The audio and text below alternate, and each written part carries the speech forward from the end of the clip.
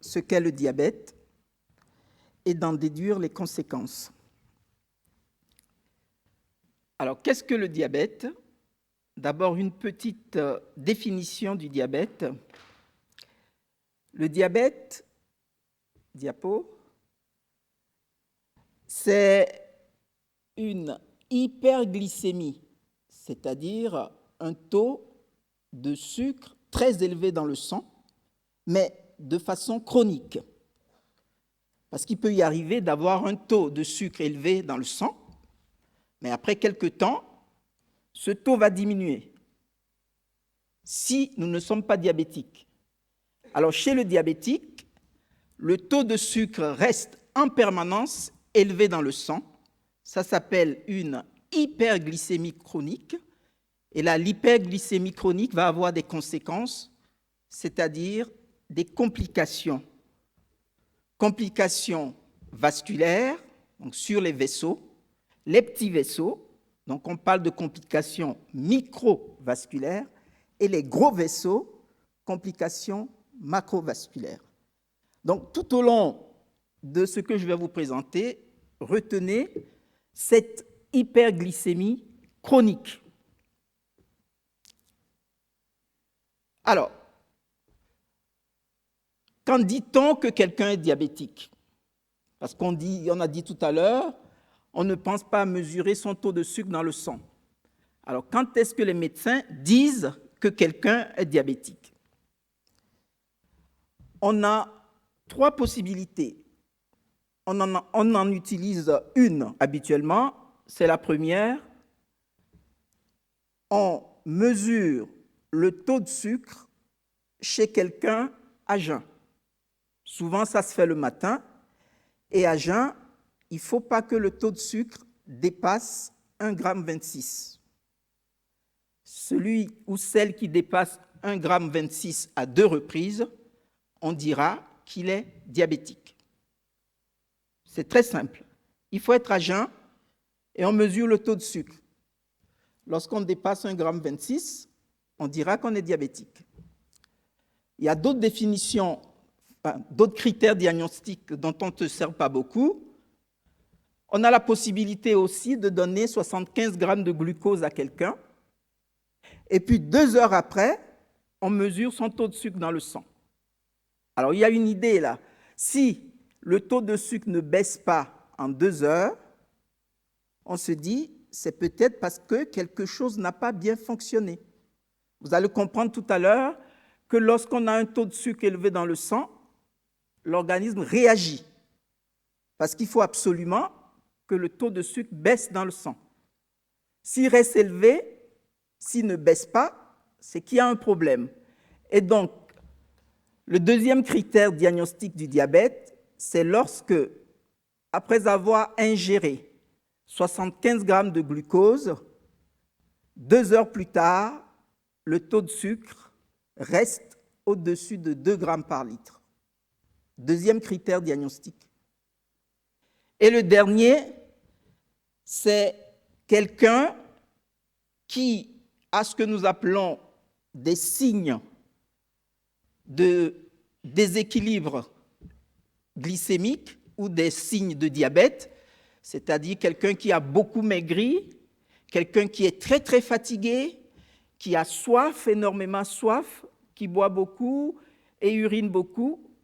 Chez quelqu'un qui a ces symptômes-là, lorsqu'on lui fait la mesure du sucre dans le sang, quel que soit le moment de la journée, si le taux de sucre dépasse 2 grammes, avec ces signes dont je vous parle, on dira aussi que la personne est diabétique.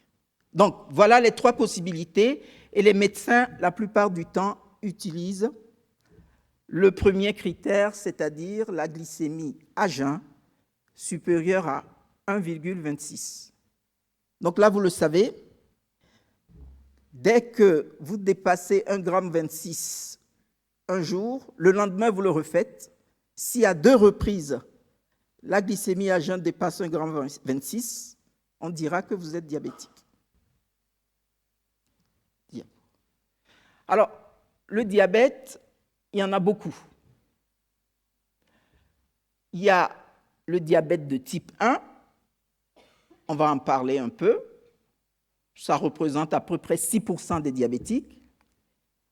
Il y a le diabète de type 2, qui concerne beaucoup plus les adultes et les sujets âgés. Il y a ce qu'on appelle le diabète gestationnel, qui apparaît au cours de la grossesse, qui peut disparaître à l'accouchement, mais parfois, chez les femmes qui ont eu un diabète gestationnel, le diabète peut rester et elles peuvent devenir diabétiques. Ensuite, il y a ce qu'on appelle les diabètes secondaires, et là, ce n'est ni le type 1 ni le type 2, c'est quelqu'un qui a une maladie du pancréas qui est devenu diabétique, quelqu'un qui a une maladie des glandes, l'hypophyse ou les surrénales, qui est devenu diabétique, certaines maladies comme les surcharges en fer qui peuvent aussi abîmer le pancréas et entraîner du diabète, ou certains médicaments qui peuvent aussi donner du diabète. Et en dehors de ça, il y a des diabètes dits diabètes génétiques, qui sont des diabètes transmis. Donc voilà, il y a beaucoup de types de diabète, mais on retiendra le diabète de type 1 et le diabète de type 2. Donc le diabète de type 1, c'est quoi? On dit que c'est une maladie auto-immune. Elle peut être une maladie auto-immune, c'est-à-dire que c'est le système immunitaire lui-même qui est déréglé et qui attaque ses propres cellules. Donc on a notre système de défense qui ne reconnaît plus ses propres cellules et qui va attaquer les cellules du pancréas. Sachez que le pancréas, vous le savez déjà, mais je vous le rappelle, le pancréas, c'est l'organe qui fabrique l'insuline. Et c'est quoi l'insuline? C'est la seule hormone dont nous disposons et qui est capable de baisser notre taux de sucre dans le sang. Si nous avons une glycémie normale, c'est grâce à l'insuline que nous fabriquons. Et l'organe qui fabrique l'insuline, c'est le pancréas. Dans le diabète de type 1, les cellules qui fabriquent l'insuline ont été totalement détruites. Donc, quelqu'un qui a le diabète de type 1 ne fabrique quasiment plus d'insuline, alors qu'on ne peut pas vivre sans insuline. Donc, quand on fait le diabète de type 1, il peut s'agir d'une maladie auto-immune, mais également, il peut s'agir d'une maladie due à l'environnement, à des toxiques, à des agents bactériens, et parfois on n'a pas la cause. Et ce diabète de type 1 peut arriver depuis le berceau jusqu'à 30-35